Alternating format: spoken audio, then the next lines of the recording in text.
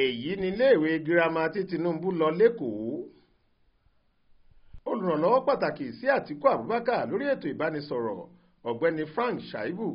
sọ lọ́jọ́ Ìṣẹ́gun Túsídẹ̀ẹ́ ọjọ́ 3 oṣù kẹwàá yìí pé òkòtó irọ́ míì tó tún já nípasẹ̀ àwọn ìwé ẹ̀rí àti àkọọ́lẹ̀ ààrẹ Bọ́lá Ahmed Tinubu olórí orílẹ̀-èdè wa tí fásitì Chicago ìyẹn Chicago State University kó fún ọ̀gá òun Alhaji Àtíkù Abubakar ní pé àkọsílẹ̀ náà fi hàn pé iléèwé girama Government College Èkó ni Tinubu kọ sílẹ̀ pé òun ti kàwé sẹ́kọ́ndìrì parí lọ́dún 1970. Nínú ìwé àkọọ́lẹ̀ tó fi wọlé sí fásitì CSU náà, ààrẹ Tinubu kọ síbẹ̀ pé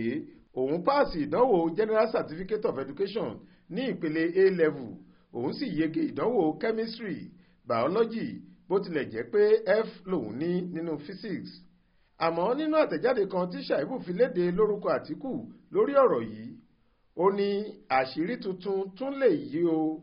torí Tinubu ti kọ́kọ́ ń sọ pé iléèwé kọ́lẹ́jì Government College Ìbàdàn lòun ti kàwé parí, àmọ́ àwọn akẹ́kọ̀ọ́ jáde níléèwé ọ̀hún láwọn kò mọ̀. Kékeré wá ni èyí jẹ́ lẹ́gbẹ̀ẹ́ ti Èkó yìí, torí ọdún 1974 ni wọ́n dá Government College Èkó sílẹ̀.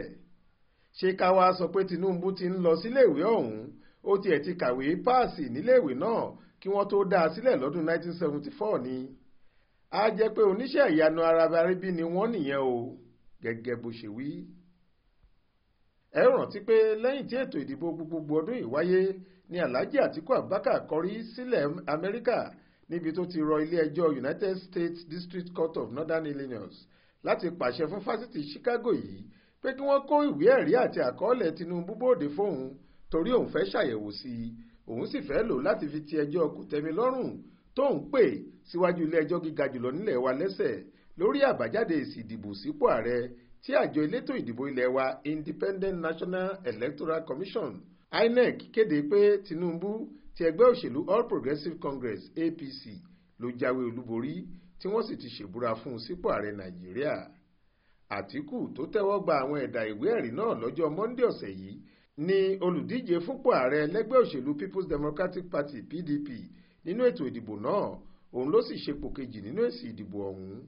Lẹ́yìn tí tìrìbùnà tó ń gbọ́ awuyewuye tó súyọ nínú ètò ìdìbò sípò ààrẹ ti fìdí ẹ̀ múlẹ̀ pé Tinubu ló yege lóòótọ́, ni Àtíkù àti Peter Obi gba ilé ẹjọ́ tẹ́jọ́ máa ń pẹ̀kun sí ìyẹn Supreme Court lọ. Faith Adébọ́lá ló ń jábọ̀ ròyìn fún iléeṣẹ́ tẹlifíṣàn Aláròye online.